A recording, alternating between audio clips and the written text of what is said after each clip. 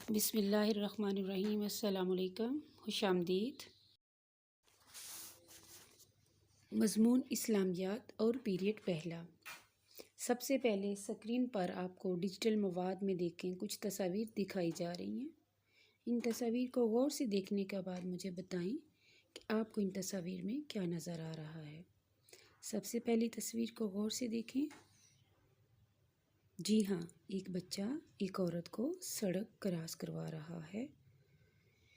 دوسری تصویر میں دیکھیں، ایک بچہ کھانے کے لیے کچھ دے رہا ہے۔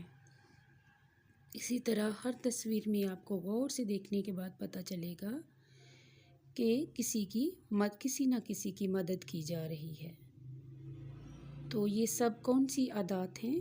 یہ اچھی عادات ہیں، ان کو اچھے اخلاق کہتے ہیں۔ تو جو آج کا ہمارا سبق ہے اسلامیات میں، اس کا عنوان ہے ہمارے پیارے نبی حضرت محمد رسول اللہ خاتم النبیین کے اخلاق حسنہ۔ صفحہ نمبر 35 پر ہم اس کی بلند خوانی کریں گے۔ پیارے بچوں، سب سے پہلے تو مجھے یہ بتائیں کہ آپ صلی اللہ علیہ وآلہ وسلم کا کیا نام ہے؟ جی ہاں، ہمارے پیارے نبی کا نام حضرت محمد صلی اللہ علیہ وآلہ وسلم ہے۔ آپ صلی اللہ علیہ وآلہ وسلم کہاں پیدا ہوئے؟ مکہ میں پیدا ہوئے۔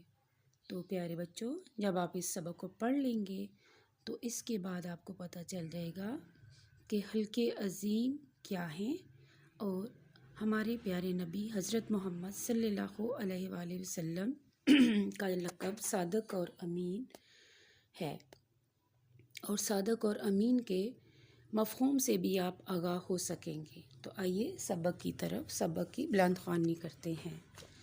ایک مرتبہ ہمارے پیارے نبی حضرت محمد رسول اللہ خاتم النبیین صلی اللہ علیہ وآلہ وسلم صفا کی پہاڑی پر تشریف لے گئے اور مکہ مکرمہ والوں کو آواز دی۔ سب لوگ جلدی جلدی آپ صلی اللہ علیہ وآلہ وسلم کے پاس جمع ہو گئے۔ آپ صلی اللہ علیہ وآلہ وسلم نے لوگوں سے پوچھا، تم لوگوں نے مجھے کیسا پایا ہے؟ یعنی کہ میں کیسا ہوں؟ سب بولے، آپ صادق اور امین ہیں۔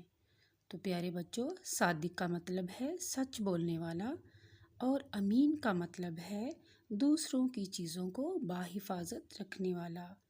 تب آپ صلی اللہ علیہ وآلہ وسلم نے فرمایا، تم سب کہہ دو کہ اللہ تعالیٰ کے علاوہ کوئی عبادت کے لائق نہیں، تو تم فلاح پا جاؤ گے۔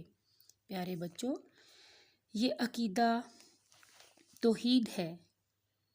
اس کے اعتراف کے بغیر، اس پر یقین لائے بغیر کوئی شخص بھی مسلمان نہیں ہو سکتا۔ عقیدہ توحید کا مطلب ہے کہ اللہ کو ہم ایک مانیں اور اللہ کے علاوہ کسی کی عبادت نہ کریں۔ آپ صلی اللہ علیہ وآلہ وسلم ہمیشہ سچ بولتے تھے۔ آپ صلی اللہ علیہ وآلہ وسلم نے ہمیشہ امانتوں کا خیال رکھا۔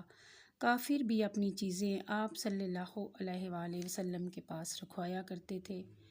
آپ صلی اللہ علیہ وآلہ وسلم نے دوسروں کو بھی سچائی اور ایمانداری کا سبق دیا۔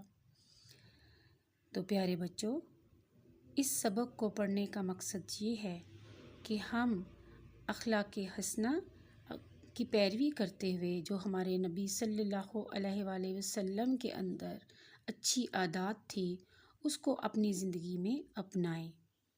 میں امید کرتی ہوں کہ آج کے سبق کا مفہوم آپ کو سمجھ آ گیا ہوگا۔ اب آپ نے بھی اس سبق کی بلند خوانی کرنی ہے۔